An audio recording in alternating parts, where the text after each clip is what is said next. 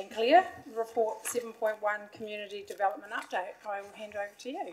Kia ora tātou. Thank you, and through you, Madam Chair, this is again another summary report updating councillors and elected members on the community development program and the updates there. We will take the report as read and very happy to open the floor to any questions that anybody may have. I have with me Claire Barlow to answer specifics regarding her program areas.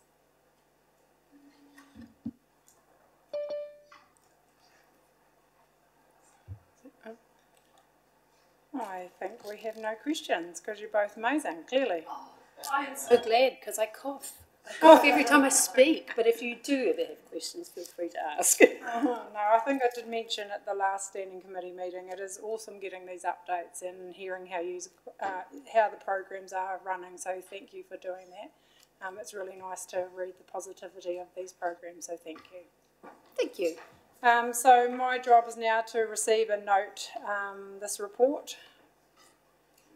Thank you, Mayor Bowen, and seconded by Councillor Oliver. Thank you very much. Thank you.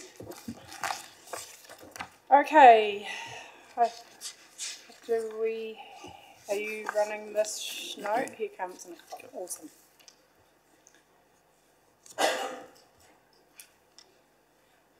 Welcome, thank you, Nicole.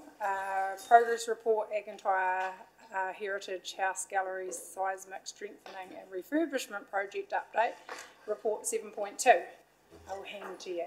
Thank you very much, Madam Chair, and councillors and Community Board. Thank you. So we've recently, so first of all I want to introduce Matt Sisson, who has joined the property team and is the new projects officer and will be leading on the ground this project. I know it's been on foot for some time. So what we're doing is the seismic repairs to this building, and basically anything that's required for the building warrant of fitness to get the building open and operating again as your gallery. Part of our remit does not include any further works past that point, and that'll be something to be further discussed in the future. So I don't know if there's anything else, Matt, that you want to add. Are there any questions from the floor just in regards to? You Bowen? Look, my question is around the project and timing and just early conversations with potential contractors. Are we having those now? Very shortly. So I have a meeting with Nigel and Cara in a couple of weeks' time where we've done a full review of the project, or rather Matt, I'll use the royal we, done an awful lot of background. We've reviewed all the paperwork to date, all the work that has been done, the RFP that's been on foot, and we're now going to produce all of that, have a conversation with Nigel as the sponsor, and we're looking to pull that, an RFP together and get out to the market, yes, very shortly. Yeah. So I guess my learnings from the last time we went to market, and I think we did we not get anyone, I can't remember, but anyway, after the fact I was talking to a couple of businesses in town, and there's only 2 or 3 businesses in town that do this work, and I'm just conscious of timelines. If we're not having a conversation with them now, you know, construction site set up December, you know, let's be realistic. I would be making phone calls this week to, there's 3, I think I gave the names to Eric, you know, some time ago. If we're not going to be doing this in January and February next year, because those guys are busy. And those names need to be passed on to us. We haven't got that information, so we're trying to lead it. And no, that's fine. Happy to provide those couple of contacts. And I'm happy to, if Nigel is comfortable that we fast track, and maybe we fast track our meeting. Look, I mean, I agree with the process. It needs to go out to, you know, to the market. But I think the issue that we had last time was, because it's so complex, no one, and because the market was busy, no one wanted to take the risk.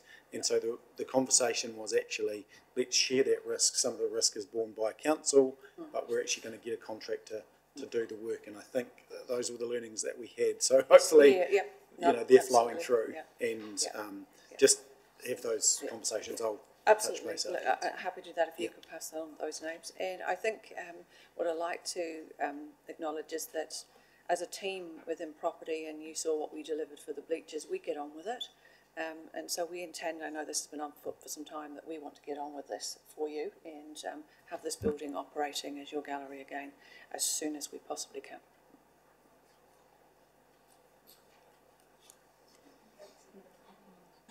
Look, you know, I remember in one of my first meetings as a councillor back in 2017, I questioned, when are we going to do something with the Argentine?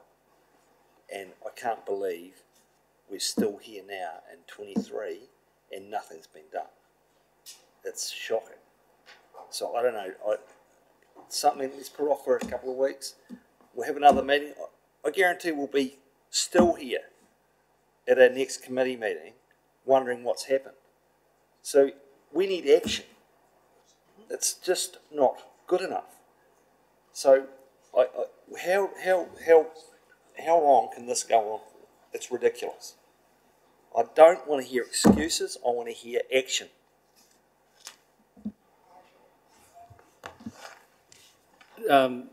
Thanks, Councillor Booth. I understand your frustration with this. The gallery's been closed for quite a number of years. I think what's happened is the earthquake strengthening work became rather conflated with the gallery extension. So we stripped both parts out into two separate pieces of work. This is a straightforward earthquake strengthening project, and we're making progress on it and at pace. So, and you'll see that happening over the coming months. I have a few questions too, and I do support Councillor Booth for once. I've only been at this table a short time, and it feels like we've lost traction with this project. And I actually spent some time yesterday re-looking at the papers right back from February, and I feel like we're probably at least 2 months behind even in what we were reporting back in February. So, for example, you know, reports to the tender and procurement were due on the 3rd of June. That hasn't happened. There's reports back in April saying that all the documentation, the structural elements of the project is complete, and now you're writing that you're doing a review. So I find like, we keep going over stuff that we're being reported as complete and it's not progressing forward. Yeah. So the project... I could jump in there again if I can. The project could not move forward until we had funding approved in the annual plan process. And I think you'll find that after the council adopted the annual plan, we are moving at quite a pace. And that's really the essence of the answer to the delay to this point. Until we had that confirmation of funding from council to proceed with this project, we couldn't move much faster than that. If I could add that the project has been handed to the property department in the last 2 weeks. So other than sitting on a governance, of which some councillors in the room know, I've had no further connection to this project. So once it was handed over, I've moved at pace, along with Matt, to review all of the paperwork, go back over the RFP processes, everything that's there. We're utilising up most of that information. We just need to have a catch-up with Nigel and with Cara just to tell them where we're up to date, what we found, and what we've pulled out of the project, what is now in for the seismic work. Matt has already been meeting with several people, some of the heritage components, and reviewing the team that is involved in that and the contracts so that we can move forward now. Yeah. Because that just follows on, I've got a question around point 7, but just to re-familiarise ourselves, so there's 2 stages, as Nigel pointed out. There's the strengthening component, which is the focus right now, and then there's obviously there's different language being used. It's either redevelopment or refurbishment part to the project, and you've just, so where is the actual redevelopment part? Is that actually complete and ready to go, or are we back at the consultation phase or review phase of that? Because question 7, you've engaged a historian to talk to you about special aspects of it, but isn't that once again the cart before the horse? There's 2 elements to this, and we need to strip them back out. the redevelopment, if you're talking about the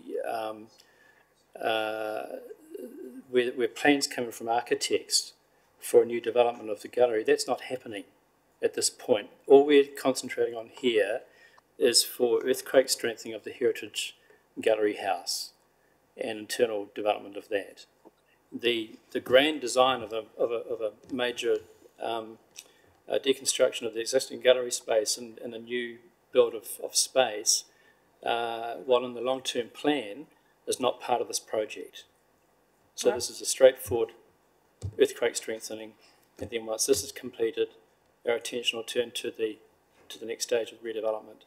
But we have a total project cost of 3.7 million. That's correct. That's for earthquake strengthening. For the annual year of 23-24. That's correct. So Earthquake strengthening for this project. Yep, so no, because it talks about strengthening and refurbishment. So what we're hearing is we will only achieve the strengthening in this financial year. Strengthening and refurbishing of the Heritage Gallery space.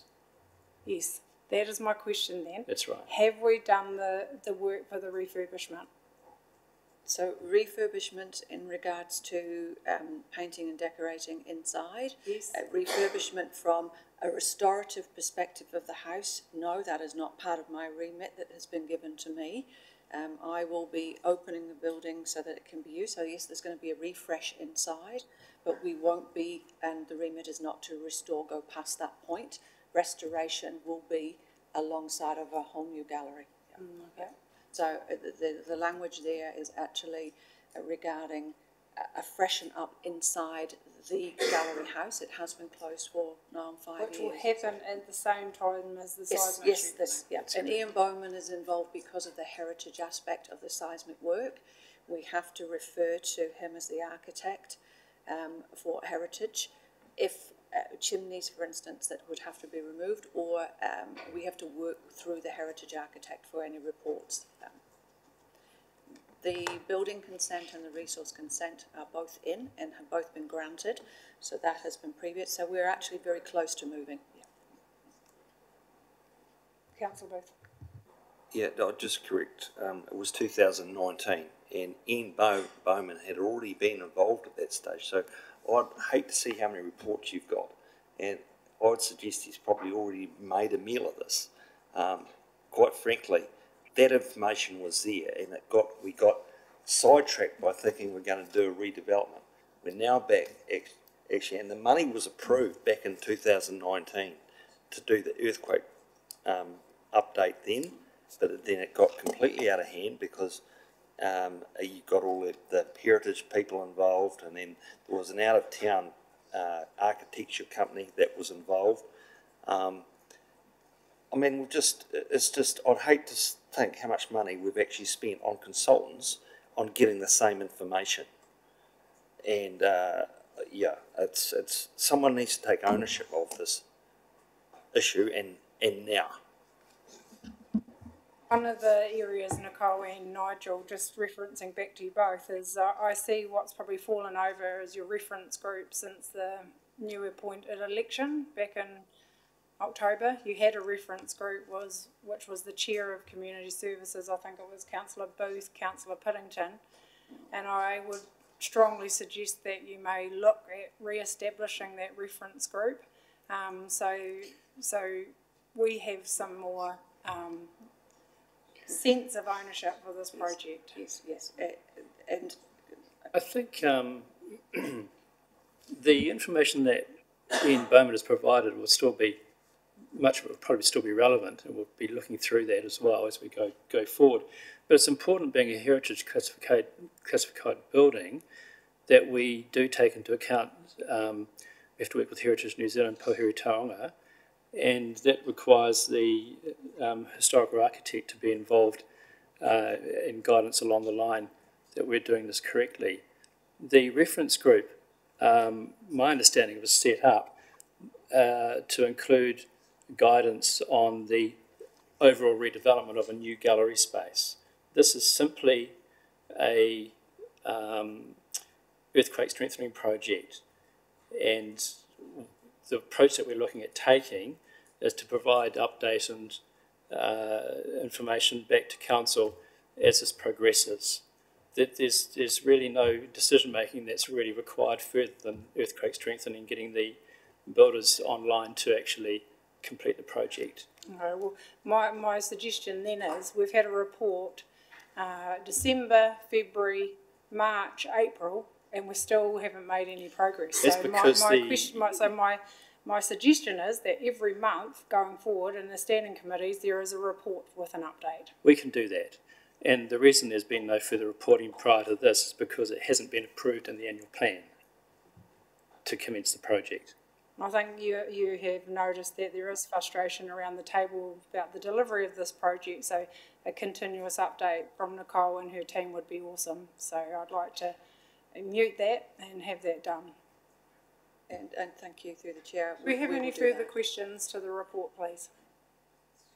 Oh, Stuart? Yeah, I do, Councillor Stacey. Paddington? Yeah, I'm a bit lost, like you, Stacey, because does the refurbishment include the lift well? Because we were talking about where does that fit in? Is that part of the strengthening, or because there were some questions around that, and they were trying to bring it up so the air could be maintained, which meant sealing the windows. How far are we going with this? I'm a bit lost as well. I don't want to slow it down, but I want to know exactly actually what we are doing here, so we don't have to do it again in 6 months' time. Look, I think my suggestion would be, I don't want the work to stop. Obviously, you've just picked it up. I think one highlight that Andrew, I believe, Mr. Dixon made, and I do recall from the signing off the next budget, was that this project was waiting for that sign off to progress some further work. And but my thought on this would be that actually the next opportune time we just have a brief workshop to get everyone up to speed.